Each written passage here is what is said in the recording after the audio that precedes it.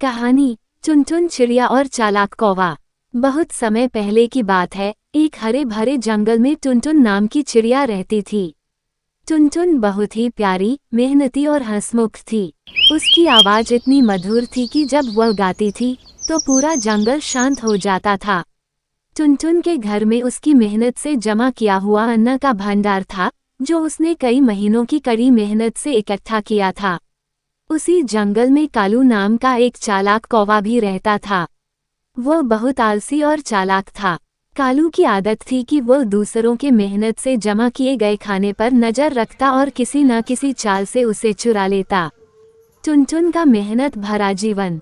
टुनटुन हर सुबह सूरज की पहली किरण के साथ उठती और अन्न के दाने खोजने निकल जाती। वह खेतों, झाड़ियों और घास में से मेहनत से दाने इकट्ठा करती।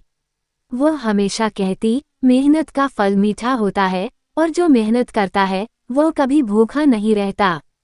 कालू की चालाकी। एक दिन कालू ने देखा कि टुनटुन के घोंसले में बहुत सारा अन्न जमा हो गया है।